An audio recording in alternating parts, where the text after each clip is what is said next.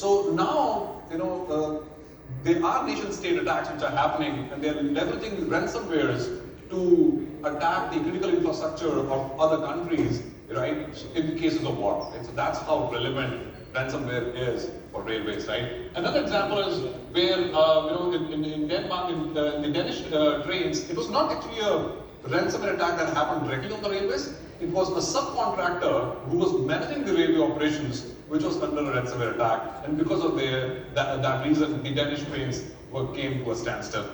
So it's not only for the railways to look at it directly, but also look at how your subcontractors are making sure that maintaining standards from a cybersecurity perspective.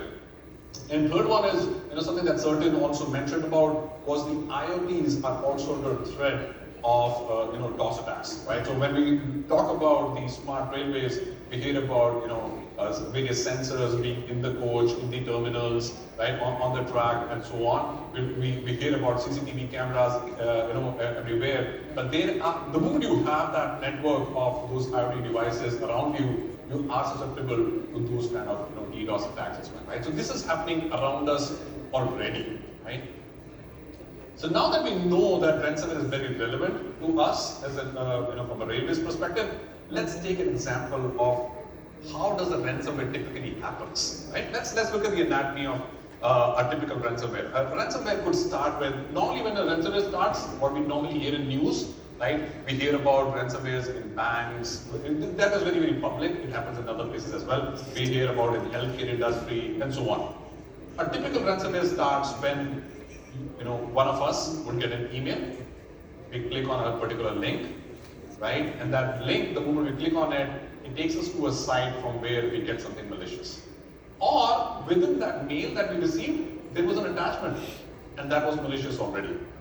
Now, when we open that file or we click on that link, that is where we invite a malicious code. Now, that's not really a ransomware. That's just a malicious code that enters our organization. Once that malicious code is there in your infrastructure, nowadays ransomware is so common that the attackers can buy a ransomware as a service, right? So if somebody wants to attack, they can buy it as a service. There are portals for it, right? The attacker can go there and say, I want to attack this particular organization. I have this organization's credentials already with me. I do some social networking. I have the credentials to log into that particular organization. Let me attack. Can you give me tools? So they will pay some $50 per hour, and they will get attacked on an organization. That's how easy it is to do a ransomware attack. So once the malicious code comes into your organization, the first thing it tries to do is get persistence. Make sure that it is not only present on one machine, it is present on as many machines within your infrastructure as much as possible. Right? So the first thing you'll do is a latent movement and try to infect as many machines within your infrastructure. It could be your IT devices, it could be your OT devices. Once it has done that, right, then it starts talking to. So I'll give you an example. There's a very well-known ransomware called Emotet. What it does is, once it infects your machines, it says, hey, I will not do anything now. I will open up these machines which I've already infected to anybody who wants to come and infect.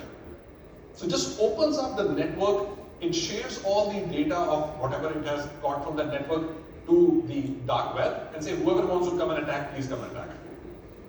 Right? This is how strong the network around the cyber attacks are, the cyber criminals are. So that's where and the first thing you'll do is you'll try to get your data.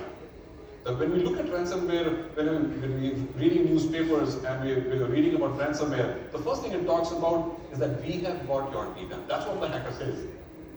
Not that I have infected that machine. They don't talk about how many machines they've infected. They talk about I have got your data, right? Or what they will do is they'll try to attack your OT network. Why? Because there's a nation-state attack and one country wants to attack the other country, right?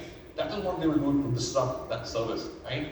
Finally, the last screen that normally you guys see in the newspaper, right, which says that there's a ransomware note over there that you have to pay this much money and then only I'll give your data back. That's the last phase of ransomware. So when this happens, right, you would not, one solution will never work for this. you would need a solution which works at every phases of this particular movement of ransomware. It could be endpoint, network, email, web, everywhere, even for the OT security as well. All of them have to make sure that they're able to either prevent or at least detect something malicious happening. Right? Because there's no silver bullet, right? So either you are able to detect it or you're able to prevent it, right? And once there should be a central team which can see this and monitor this traffic and say, hey, I see that there is something malicious happening in that particular network. I see these 10 devices, they're talking to each other and there's too much data flowing in that network. This is not normal. That network doesn't send this much data. Something is going wrong. I want to go and see what's happening there. That is where we need a centralized monitoring team as well, right? So you need a multi-layered security and a centralized team which can monitor that and take a quick action the moment a malicious detection is done. Now, the reality is, this ransomware attack, on average, takes 3.5 days to happen within an organization. That's it.